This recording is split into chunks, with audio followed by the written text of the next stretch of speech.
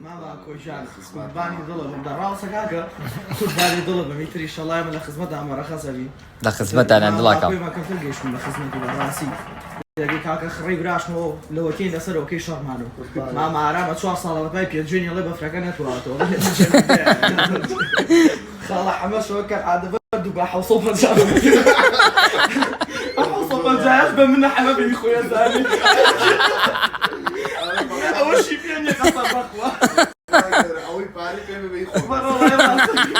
وفي مكتوب جميلة وحالتي تا كاكا دوتا فل بتا برولدي يا بعوامي يا بريك الفل حصدي حصدي من الشباب أنا ما رجال بيتعاقد النازل دوت في قلوت أنا وشاوي بداخل ويا يا أخوة دس إن شاء الله تشوف في تكري ده الله من يبشك إن شاء الله دموش عندما زي شوري ده إن شاء الله جيان النمر ها جيان النمر لا بعضاليتي بعدين دوانا بوكرم هذه شهر وريشة براتشيا خفت يعني خفتها الله كرسي قريب ده معلش شيا بقرا على كرسي لا هذا انش مالي واز بين ناسو افقا جام داس بلوتك هالناس باشا لا ناسو كاك سناب ما كان بيخسر وصل عليك يوفي كان قربان وصيجيات خرا خفت يا زور بيتعقد زور بيشي ايتر او اتر زور خطر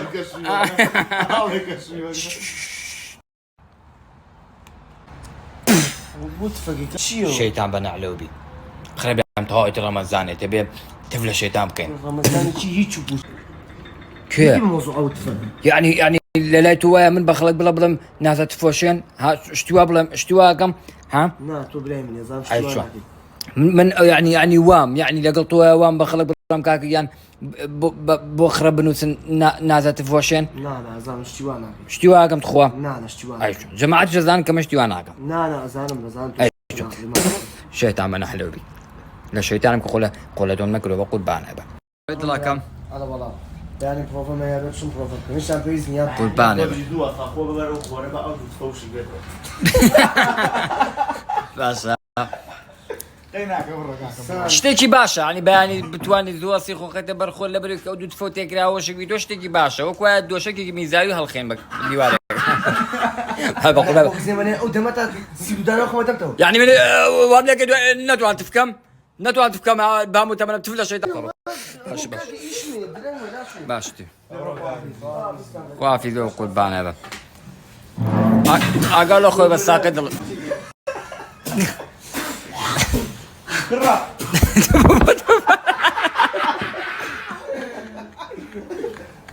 اي هو كرو برده ورا وازي لي ورا التلفاز وازي لنا هتفقع يكتفي قرادي ده بالله صغبهم يا ودم سيقلق يقول لنا خوش اشتبابي والله شي ناخذ اشتا حرسي باغبي إيه. او هم باري هذا شو قال بردفتاو هيك شيء خوله ما ماكو اسفادي بالا كرتي لا شيء والله ما مجان لو تي اخوة من يدوس كيلوتات سلم بريخش ناخذ عليهم مش مثلا هاي لبردوين ابي لا والله صجابة بيوت مجان سنة إلى بريش ناخذ هاي حبيب بلا بهمو اواتهم لو تي اخوة من يدوس كيلو باواتهم يكي لسجادي لشونك قبل ما قاعد تخاف ولا يعرف ريوس اللاغني تو راجل او قلافه هي ولي الراجل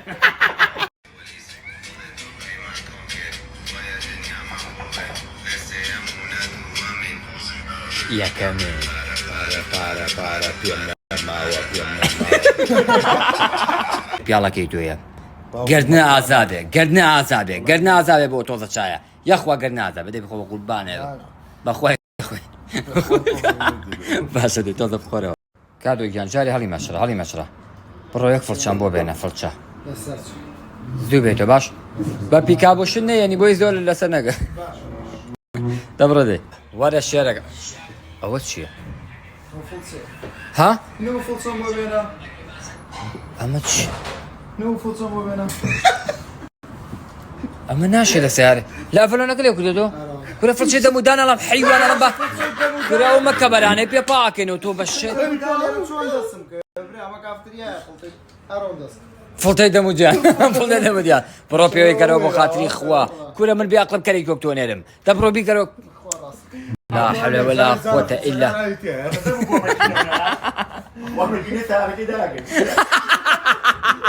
حتى ايوه لبشتي ماما اكو بن ماما اكو زيادة اكتيفة بها حتى ايوه سكرين كان حتى ايوه نام بنيرن ماما اكو زيادة اكتيفة بيت وزيادة الحزي بو اشكاه باوركا من بيو جوان ايوه انا بن ايما شيشني ويا روجانا بردوام بن دا سكرين كردنو نام ناتن اوي ماما اكو بدل خوش شوية بالاجي ام بوسيات دلكم بو بنيري دلكم بو دانيت لقلو شا سكرين همو بوسا كان كات خوش يفل چه بو او کسی حزی لم ساعتی ماما اکو بو نامه بو نردبون بلا مداخل و سنای دوست موا یک نامه بو بنیره تو سپاس یکم چه بو او کسی الله كان بابا الرئيسية الله لو جو خوش هاتي نوا وهاتي نوا هاتاني بيناتي نوا هلا خانم قولي كريوة الله تنجوانا الله أمنا لا ياكو شكول آيان بي تخوا لاصيقة زالي قول آيان ورا خانم تلفون كبو دايكت بيبلا بوتيني يا زكا تو يا بابا من والله خوا عفو ياكا قول يا ماتي قول بعنا بمخسو جيان زولي ماستاو كاك ما صبابرن كاك منها من الوجه لا نفسه برادرنا والله كاك منها ما بيجي بشون بقول بعد بتشيشو شيف اكو هسه حاليا عم تكاليه كم حاصل كم بو باشي ان شاء الله بياني فيديوهي ابين تو خوا قردن معزاكن جماعه باشا دعاء كان دسي شم نبرم واللي ما يبغى اماده كم طماطه قياسي ما معاكم بيبر خوش شيفتي زال ما جماعات اخوار بوم بنوسن ليه زالمي عنا فير كراو جوانيت ها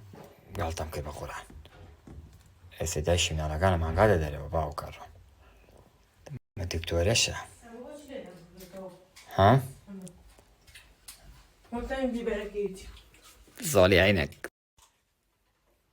لا ما بقى كده البيت تصك ابي يجزك وزاق ما قالوا خلاص او سيري شويه كده سيري والشباب فينا الشايب خانم تاعي سمنة تواوت ولا لا اخرج هاي كما فلازر سراجكم جاكتوي تويت كمول الله كشتني